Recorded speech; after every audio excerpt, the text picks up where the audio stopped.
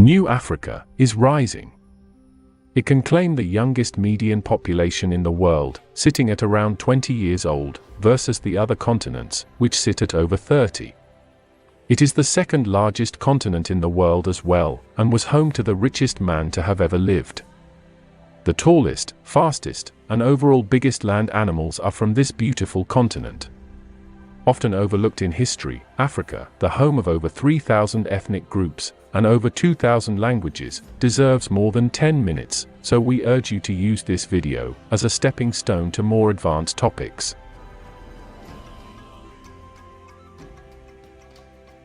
Fossils. Strewn about the African landscape, tell researchers all they need to know. We can use these to trace back our human lineage to over 7 million years ago. Our own species, Homo sapiens, would begin to emerge just 350,000 years ago, and would undertake a migration, known as the Out of Africa migration, around 50,000 years ago, sending humans all across the globe. The Sahara, once lush and green, would experience a drying period, beginning in 5000 BCE, and increasing due to a shift in the Earth's axis, around 3500 BCE, eventually becoming a desert. This caused early humans to leave the Sahara and move to the Nile Valley. Before agriculture, the hunter-gatherers would begin to domesticate cattle, the donkey, and goats. The region would eventually become Egypt, and is one of the few areas of the world to have independently developed a writing system. With their first pharaoh taking power around 3100 BCE, Egypt would become one of the longest-lasting civilizations. They would fall to the Achaemenid Empire under the Persians, but soon, in 322 BCE, Alexander the Great, greeted as a liberator, would conquer not only Egypt, but the entire Persian Empire. Egypt would continue, under the Greek Ptolemaic dynasty, following Alexander's death. During this time, another North African power would come to prominence. They were the Carthaginians, based in Carthage, founded by settlers from Phoenicia, who would come to be known as Punics. These Mediterranean sea traders would rival Rome, and that would be the cause of their ultimate demise, with Rome utterly destroying the North African civilization. Later, with the Roman Empire, that region would be named the Province of Africa Proconsularis. Septimius Severus, who was half Punic himself, became the first Roman emperor of African descent.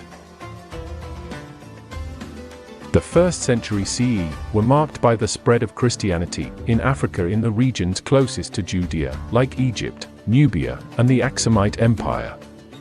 In the 600s though, Islam would sweep through North Africa. The Berbers living west of Egypt would convert to the new faith, and it would begin to spread southwards through trade routes.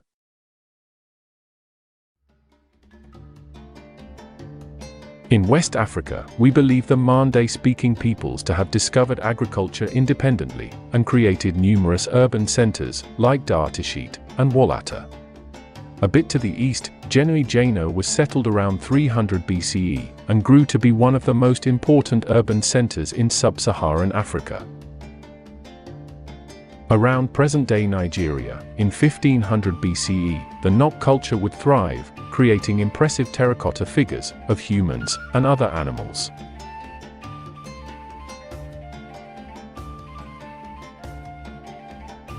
Africa didn't have a period of Middle Ages like Europe, but the period from the 800s to 1700s was one of relative stability.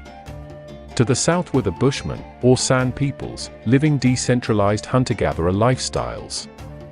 In Central Africa, the Bantu speakers would expand all throughout southern and eastern Africa. Some of these Bantu speakers, the Swahilis, would establish trading towns on the eastern coast.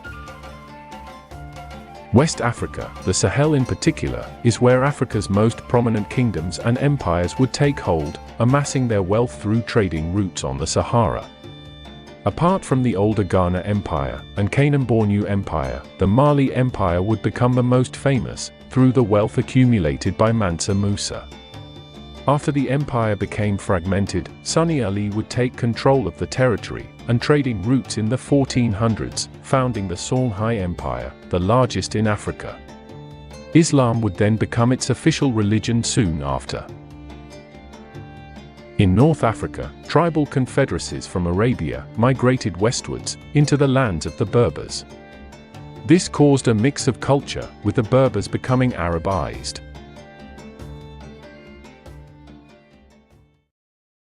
While slavery had already been present in Africa, with the Trans-Sahara slave trade, Swahili coast trade, and Barbary coast, it struck another gear between the 15th to 19th centuries, with the Atlantic slave trade. In total, Europeans would take up to 12 million Africans to the Americas as slave labor. In the 1800s, the decline in the slave trade, along with the presence of Royal Navy patrols on the coast, caused West Africa to adapt to more legitimate markets. The Ashanti Empire and Kingdom of Dahomey, who played a large part in the slave trade, would now focus on timber, gold, palm oil, and cocoa. Anti-slavery treaties were also signed with numerous other leaders in Africa. During the New Imperialism period, in the late 1800s, after the Berlin Conference of 1884, Africa was divided up between European nations, and the scramble for Africa would take place. In the mid to late 1800s, Europeans only controlled 10% of African territory, but by 1914, they would have a staggering 90% under their control. Only Liberia, and arguably Ethiopia, were spared colonization.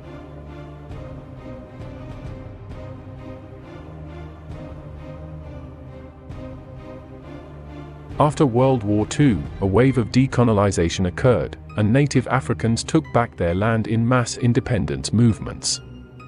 Ghana was the first sub-Saharan country to achieve this, in 1957. Portugal's presence in Africa would date back to the 1500s, and finally come to an end, over 400 years later. In South Africa, however, independence wasn't granted to the native majority, but to the Dutch minority, who still ruled under an apartheid system, until 1994. In part due to the arbitrary boundaries Europeans divided Africa into, the continent's modern history has been hampered by instability. As the European military was a constant and stabilizing force, albeit oppressive, this same form of government was seen as the most effective.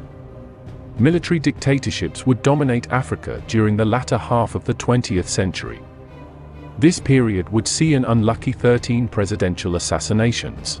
In 1994, perhaps remnants of the European favoritism of the Tutsis, the Rwandan genocide would occur, resulting in an estimated 1.1 million deaths. Another tragic event, the Second Congo War, beginning in 1998, was estimated to have directly killed 350,000, and a staggering 5.4 million indirectly. The 21st century, though, would see Africa emerge with a new destiny.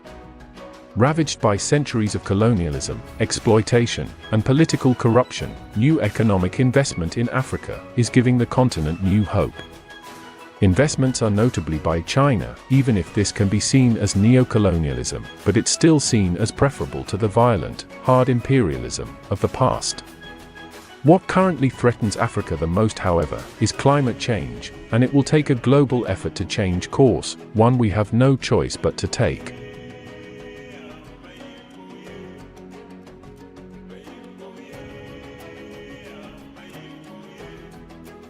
The story of Africa is one of great sadness, but also great triumph.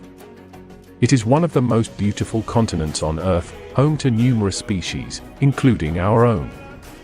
We are still making discoveries in our homeland to piece together our untold past. But for this land, the origin of millions of years of our ancestral history. It's truly the future that shines brightest.